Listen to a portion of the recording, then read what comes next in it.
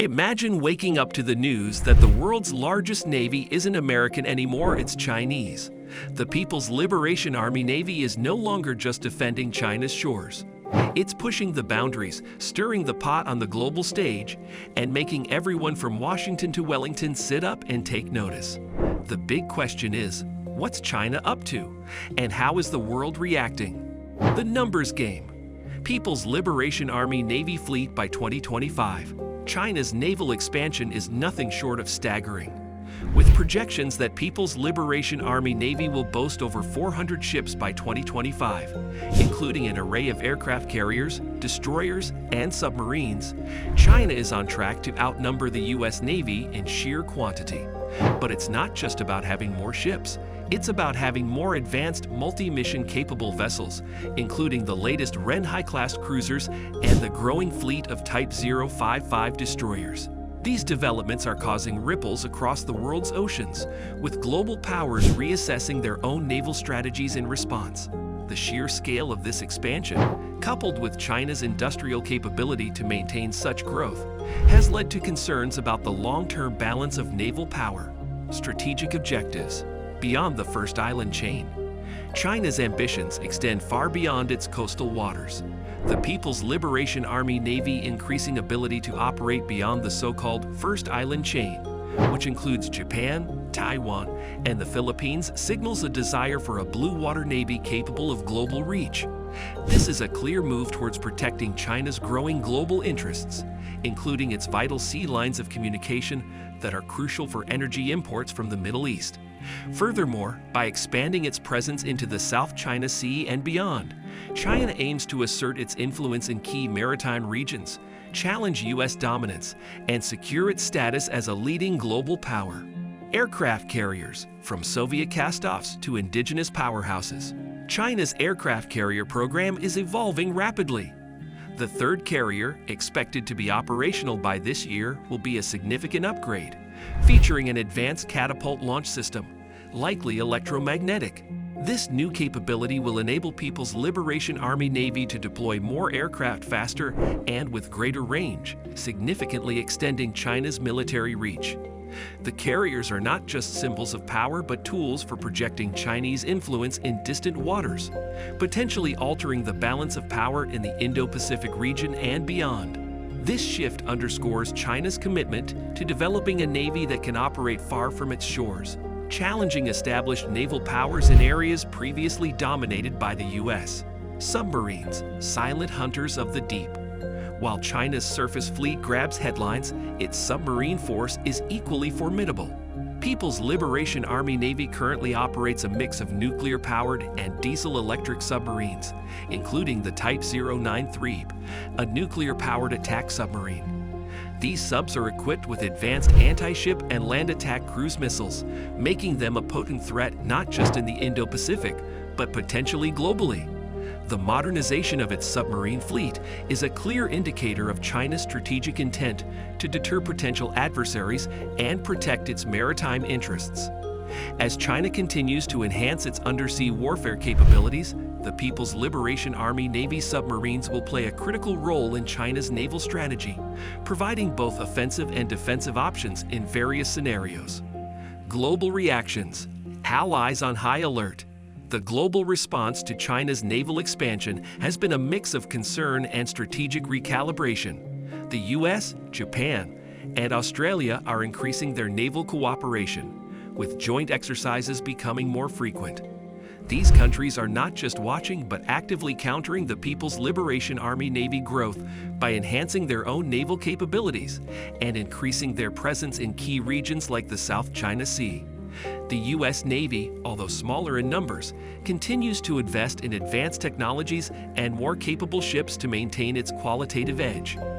Meanwhile, nations like India and Vietnam are also upgrading their naval forces, leading to a more militarized and tense Indo-Pacific. Economic muscle. Shipbuilding supremacy. China's shipbuilding capabilities are unmatched, with its commercial and military shipyards producing vessels at a rate that dwarfs other nations.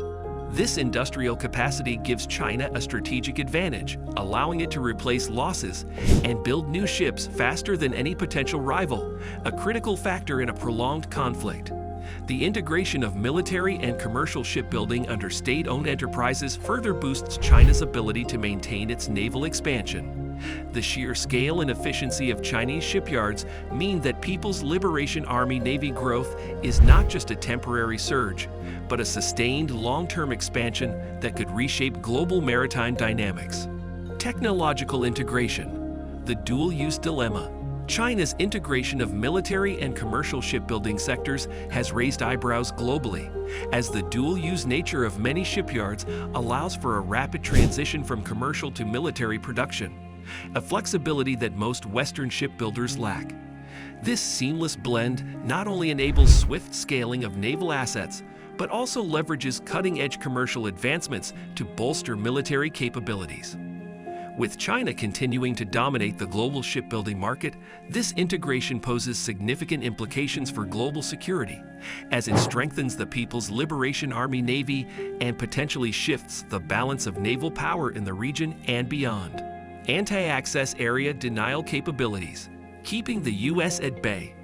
China's development of anti-access area denial capabilities is a cornerstone of its naval strategy, designed to deter and complicate any U.S. intervention in its near seas, particularly around Taiwan.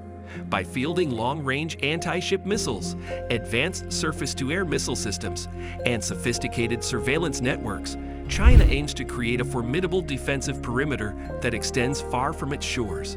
This strategy not only serves to protect China's strategic interests, but also forces the U.S. Navy to rethink its approach, leading to the development of more distributed, networked naval forces capable of operating in contested environments. The anti-access area denial strategy effectively creates a buffer zone that complicates potential military operations by adversaries, challenging their ability to project power close to China's borders and potentially altering the strategic calculus in the Indo-Pacific region. The Taiwan factor, a flashpoint in the making. The situation with Taiwan remains a critical factor driving China's naval buildup, with the People's Liberation Army Navy enhancing its amphibious and expeditionary capabilities, signaling Beijing's preparation for a range of contingencies, including the possibility of a military solution to the Taiwan issue. The modernization of amphibious forces, along with the development of new landing ships and aircraft carriers, underscores China's determination to project power across the Taiwan Strait. This potential flashpoint could have severe consequences for regional and global stability, as any military action involving Taiwan could escalate into a broader conflict, drawing in other regional powers and potentially leading to a major confrontation between China and the United States. The seriousness with which China is bolstering these capabilities indicates its resolve to secure its strategic objectives, even at the risk of triggering a significant geopolitical crisis. The future. What's next for People's Liberation Army Navy? Looking ahead, People's Liberation Army Navy expansion shows no signs of slowing. As China continues to invest in its Navy, the global balance of naval power is shifting. While the U.S. still holds significant qualitative advantages, the sheer scale and pace of China's naval buildup present challenges that will require innovative strategies and strengthened alliances among global powers. The next decade will be crucial in determining whether China's rise leads to increased competition, conflict, or cooperation on the world's oceans. If you enjoyed this deep dive into China's naval strategies and their implications, make sure to hit that like button. And don't forget to subscribe for more content that keeps you afloat in the sea of global affairs. Stay tuned, and remember, it's better to be subscribed than submarined.